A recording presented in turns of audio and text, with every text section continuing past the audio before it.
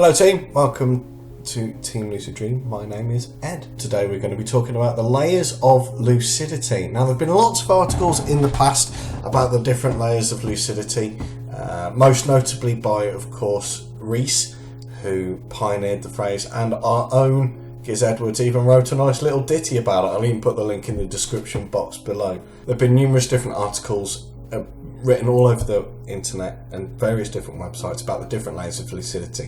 What I'm going to do today is just break it down into the 4 different levels.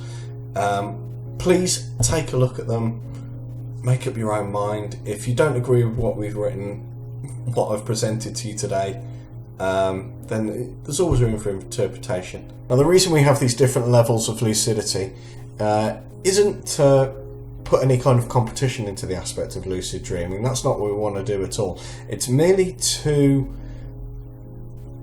quantify the amount of perception that you have in the dream, the different strengths of consciousness that you usually gain within a lucid dream. Having said that though, I feel that such a topic as the layers of lucidity is so subjective. When I was studying my mathematics A-level, I was told 100 people could explain a problem to you 100 different ways and you wouldn't understand it. But it only takes one person to explain it one way and click, you got it, it's locked in there and you understand it. That's how I perceive the layers of lucidity to be. It's going to be quite intense, so I'm just going to crack straight on. Here we go. Firstly, level 0 lucid dreams. Now, level 0 is a very important stage in lucid dream because it begins to show you just how your mind is beginning to adapt to taking on the idea of lucid dreaming. It can also be a massively frustrating stage, and it's also the stage that most beginning lucid dreamers drop out of the practice altogether. I'm guilty of it myself, hands in the air. I've experienced this and got discouraged, but don't. This is the start of your lucid dreaming journey. Now, I'm going to read a couple of descriptions to you. Firstly, level 0 minor. Have you ever had a dream where things just seem a little bit off, but you don't make the connection? This is a level 0 minor lucid dream. You're still not aware that you're dreaming, nor do you have any control over your surroundings. Things just seem a little bit strange. Something doesn't quite click. I mean, I once wrote in my dream journal, "The man with the horse's head offered me a meat pie. I think this is strange because I know that he's a vegetarian." I dare you, try writing that in your dream journal whilst you're trying to lucid dream. Don't get frustrated. I dare you. Level 0 lucid dreaming occurs when you're dreaming and someone in the dream mentions lucid dreaming. I once had a dream where I was trying to teach someone how to lucid dream, and I was talking all about lucid dreaming, all about the MILD and WILD, different techniques, but I didn't then click and go lucid. But again, this is a very important stage in lucid dreaming, so don't get discouraged. Level 1 lucid dream.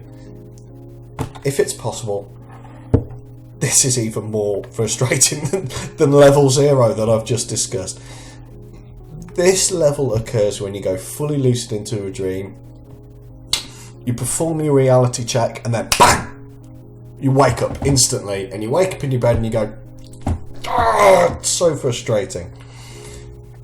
For me, usually it's because I get a rush of endorphins and adrenaline as soon as I go lucid, and this is what kicks me out of the dream. If, however, you have a specific goal or action that you'd like to perform while you're lucid dreaming, as I think Max discussed in his latest video, then try incorporating this as part of your MILD, your mnemonic induced lucid dreaming affirmations before the night. This might cut out this layer because it gives you more focus in the dream and will calm your mind down, so you won't go lucid and then go what. You'll just be focused on your task. Level 1 major lucid dreaming is identical in every way to a level 1 minor lucid dream, but with one added caveat. When you wake up from your lucid dreaming, you don't wake up in your bed, you wake up directly into another dream. This is called a false awakening, and can be quite frustrating for the beginning lucid dreamer, but it is still a very good sign that your conscious is becoming aware during the dream. To combat this stage, every morning when you wake up and every time you wake up in your bed, perform your reality check. That will enable you to get lucid. Level 2 lucid dreaming. Now we begin to get into the real nitty gritty of lucid dreaming. This level of lucid dreaming, level 2, is where you are aware that you are dreaming. The dreamscape is steady. You haven't woken up, but you have zero control over the dreamscape whatsoever. This can be a really rewarding level, as you're able to take an audience's seat in your own dream and almost a cameraman's perspective of the beauty or mayhem of what's unfolding in front of you. Level 2 minor lucid dreaming is when you're taking a backseat in your dream, you haven't got control over anything, and the dream characters in your dream are not aware that they are also part of the dreamscape. Level 2 major lucid dreaming, on the other hand, is when your dream characters are fully aware that they are also in the dream.